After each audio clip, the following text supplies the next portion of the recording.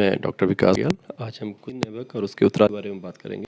मध्यकाल आरंभ लगभग 1200 से माना गया, 1200 से लेकर और 18वीं शताब्दी का माना गया और यहीं पर ऐबक पहला शासक बनता है मोहम्मद गोरी, जिसने भारत पर कई आक्रमण किए के उत्तराधिकारी और उसके रूप में दिल्ली के क्षेत्र में कुतैबक पहली बार आया। इसके देखते हैं सामने मोहम्मद गोरी और गजनवी दोनों ही हैं। दोनों आक्रांता रहे भारत पर जिस अभियान किए। महमूद गजनवी का तो और अभियानिक बातों की तरह वो रूट एक तरह की रही, जबकि ने तराइन लड़े, बू का युद्ध लड़ा। इसके द्वारा वो भारत में रता की स्थापना करना चाहता था और मोहम्मद गोरी उत्तराधिकारी में ऐबक में महत्वपूर्ण शब्द, ये लोग मूल बारी तुर्क थे। ऐबक शब्दों से निकल रहे हैं प्रियता का भी और ऐबक चांद की तरह सुंदर भी माना।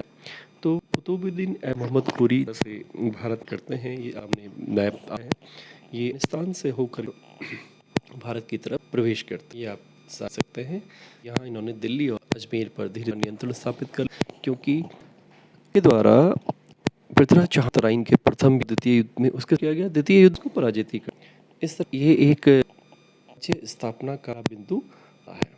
पर दिल्ली सल्तनत की स्थापना के लिए सल्तनत समझना, सल्तनत मूल रूप से एक इस्लामी क्षेत्र होता है, अनुमति से प्राप्त होती है, उसका जो शासक उद्यान कहलाता है। यहाँ पर में के सामने नारे हैं 4-5 राजवंश हैं।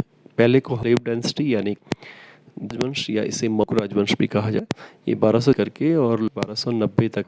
दूसरा खिलजी राजवंश का है जो 1290-20 तक रहा।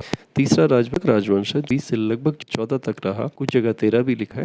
और राजवंश 1451 लोधी राज 1451 से लेकर के 26 तक। और आप जानते हैं 1426 के दो बहुत ही महत्वपूर्ण सामने आता है जिसको कहते हैं मोटे तौर मध्यकाल।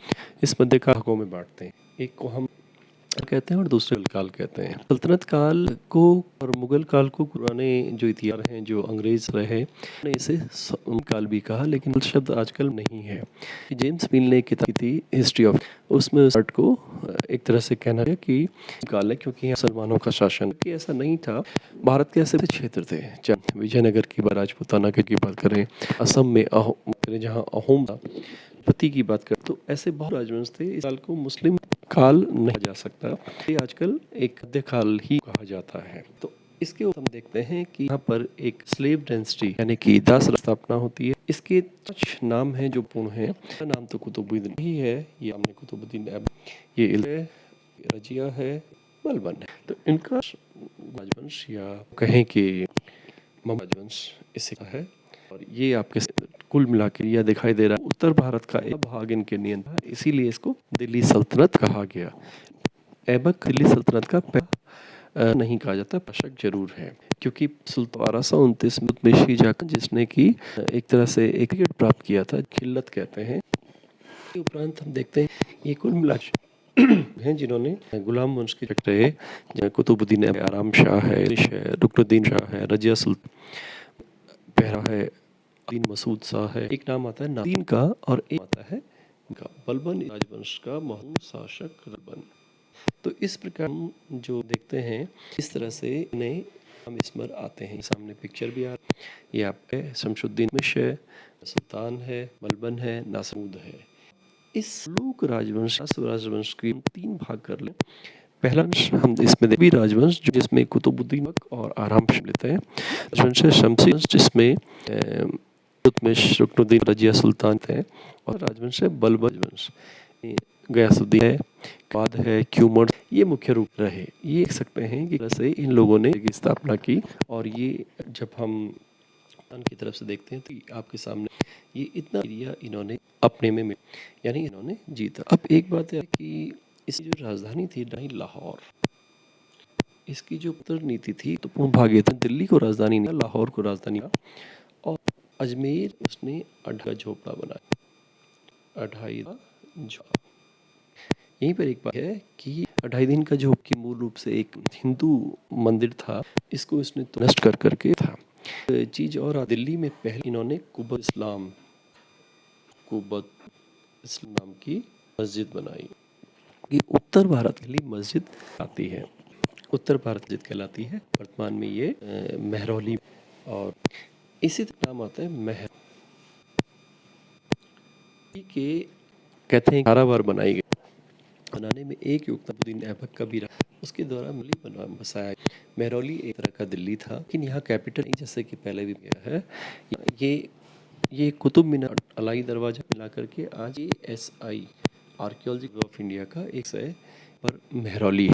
तो महरौली को एक शहर के रूप में किया गया है कि नई मस्जिद है, बतुल इस्लाम का महरौली है, ये सब सारे नए बनाए गए। बात और आती है महरौली में उसकी कुतुब मीनार नींव रखी गई।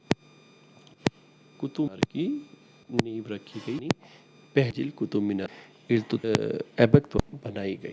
इसके ऊपर हम देखते हैं कि जिस तरह ये आपके सामने मीनार का कुतुबुद्दीन ऐबक, इस पहली मंजिल है, इस पहले बनाया गया। उसके बाद की जो अन्य मंजिल ये गई थी द्वारा।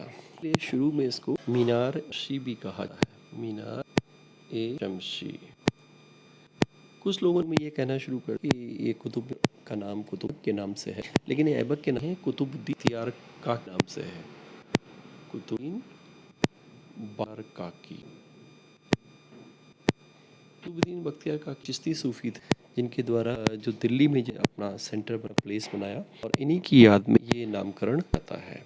इस प्रकार से बात और आती है, ये जो ऐबक के जो समय था, वो जब पोलो था, हॉर्स पोलो आपके सामने तो दिखाई दे रहा है। हॉर्स पोलो जो चल रहा था, तो हॉर्स पोलो एक एक्सीडेंट उसकी, और ये आपके साथ भी है। इस चौगान कहते चौक, यही 1110 में।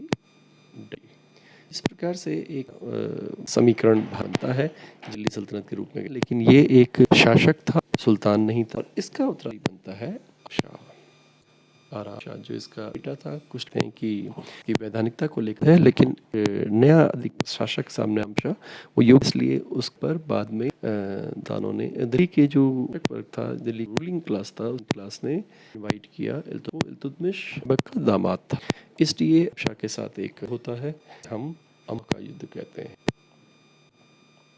और इस रोहा के युद्ध में इल्तुतमिश ने पराजित किया, आराम शाह सुल्तान बन गया। धन्यवाद।